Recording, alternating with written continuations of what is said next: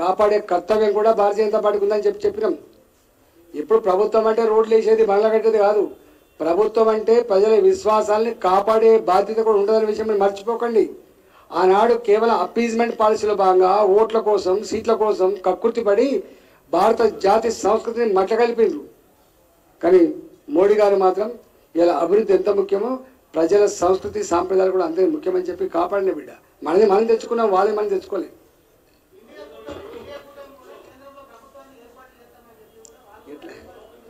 అంటే వెకిలి మాటలు గివే మాటలు అంటే వెకిలి మాట. ఇప్పుడు ఒక మాట చెప్తాను. ఒక మాట ఇప్పుడు మహారాష్ట్రలో భారతీయ జనతా పార్టీ శివసేన పార్టీ అలయన్స్లో బాగా పోటీ చేసినా లేదా? ధర్మం ఏంది?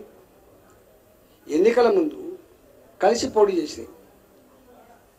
వాళ్ళు ఎక్కడనో రెచ్చగొట్టిండ్రు, తీసుకుపోయిండ్రు. కాంగ్రెస్ పార్టీ కలిసి అధికారం నడుస్తారు. శివసేన యొక్క ఫిలాసఫీ ఏందో మీకెరక, శివసేన యొక్క మూల ఫిలాసఫీ ఏదో మీకెరక. కానీ చేసింది ఆ పార్టీలో ఉంటున్న ఎమ్మెల్యే తిరుగుబాటు చేసి మా మా మా మా ఫిలాసఫీ ఇది కాదు, మా ఫిలాసఫీ బీజేపీతో ఫిలాసఫీ అని చెప్పి వచ్చారు. ఇవాళ బాబు గారు భారతీయ జనతా పార్టీతో అలయన్స్ పెట్టుకొని ఎన్నికలు కొట్లాడి బాబు గారి ఇంటికి పోతున్నాం గిదా ఈ లాలుచి ఇదా పని. బాబు గారి ఇంటికి పోతున్నాం, పోతావా? బీహార్లో ఉన్నటువంటి వాళ్ళ ఇంటికి పోతారా? రండి అన్న, ఒక కుర్చీ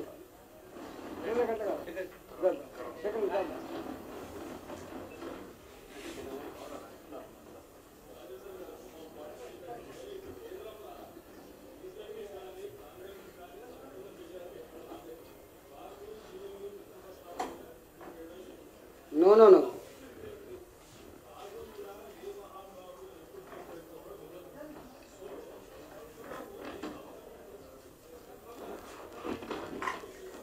అసలు మీరు ఒక మాట, ఎన్నికల తర్వాత అవగాహనతో కూడిన పొత్తు కాదు.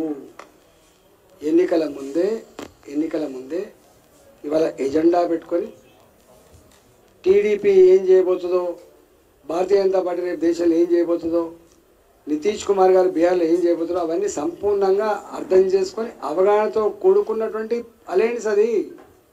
ఎన్డీఏ, దాని పేరే ఎన్డీఏ.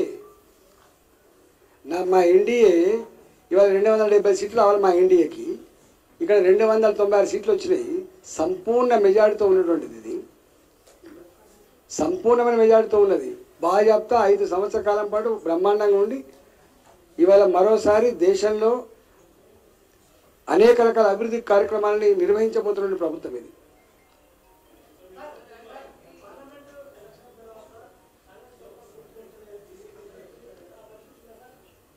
మేమల్ల ఎక్కడ వాళ్ళంతటా వాళ్ళు కుట్రాడబెట్టుకొని పాలించే సత్తా లేకపోతే వాళ్ళు పోతే మీరు చెప్పలేదు. మా పని అనండి అది. మేము ఏమనుకుంటున్నాం, నేను ఇదే వేదిక మీకు చెప్పిన, మొన్న ప్రజల చేత ఎన్నుకోబడ్డ కాంగ్రెస్ ప్రభుత్వం 5 ఏళ్ళు ఇచ్చిన హామీలన్నీ కూడా అమలు చేసి మంచిగా పరిపాలించాలని కోరుకుంటున్నాం. మేము ఇచ్చిన హామీలు అమలు చేయమంటున్నాము. ఒడ్డెక్కదాకా ఓడమల్లప్ప, ఒడ్డెక్కినాక బోడమల్లప్పలాగా ఎన్నికల ముందు ఏదైనా హామీలు ఇచ్చి అధికారంగా వచ్చి ప్రజలు వంచిస్తా అంటే మోసం చేస్తా నడుస్తుందా అండి? ప్రజాస్వామ్యంలో నడుస్తుందా? ఇలా మొన్న పక్కకు రాష్ట్రం ఉన్నది, ఎన్ని సీట్లు వచ్చినాయి వాళ్ళకు? ఇవాళ ఎన్ని సీట్లు వచ్చినాయి చెప్పండి?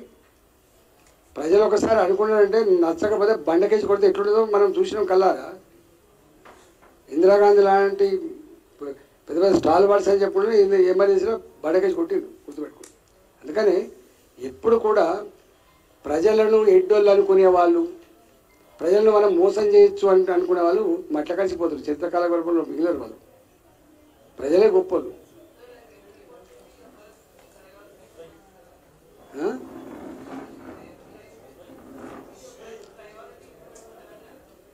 మా ప్రయారిటీ మొట్టమొదటిగా పేదలకు ఇక్కడ ఇల్లు కట్టలే, పేదవాళ్ళకు సొంత ఇంటి కళ నెరవేర్చడం మా ప్రయారిటీ ఉన్నది ఇక్కడ. రెండవ ప్రయారిటీ ఇవాళ గ్రామీణ ప్రాంత రోడ్లు కావచ్చు, PMGSY, CRF, central road fund, national highways వీటిల్లో కొత్తవి తీసుకురావడం, వచ్చిన పనులు సకాలంలో పూర్తి చేయడం మా కర్తవ్యం. 3, ఇవాళ రామగుండం ఎరువుల కర్మాగారం కావచ్చు, ఇవాళ ఇక్కడ వ్యాగన్ ఫ్యాక్టరీ కావచ్చు కాజీపేటలో, ఇక్కడ నిరుద్యోగ యువత ఎంత సఫర్ అవుతుందో మనం చూస్తూ ఉన్నాం. ఒక్క ఉద్యోగానికి 100 మంది కాంపిటీషన్లో ఎగ్జామ్ రాసే పరిస్థితి చూస్తున్నాం. 6 ఏళ్ళుగా 7 ఏళ్ళుగా లైబ్రరీలో పొంటి అటు పని తినుకుంటూ ఉపాసం వండుకుంటూ చదువు ఎగ్జామ్స్ రాసుకుంటా ఉద్యోగం వల్ల ఆ ఎంప్లాయ్మెంట్ జనరేషన్ మా ఇష్యూ ఉంటుంది.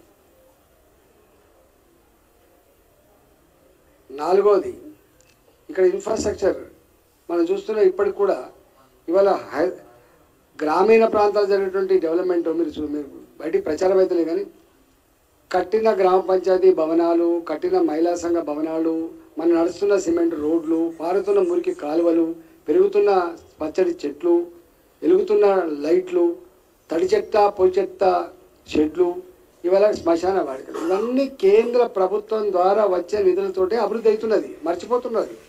చివరికి గ్రామ పంచాయతీలలో పనిచేసే సిబ్బందికి కూడా జీతాలు ఇవ్వలేని పరిస్థితిలో ఉంటే ఇవాళ పర్ క్యాపిటల్ ఇన్కమ్ వస్తే డెవలప్మెంట్ అవుతుంది.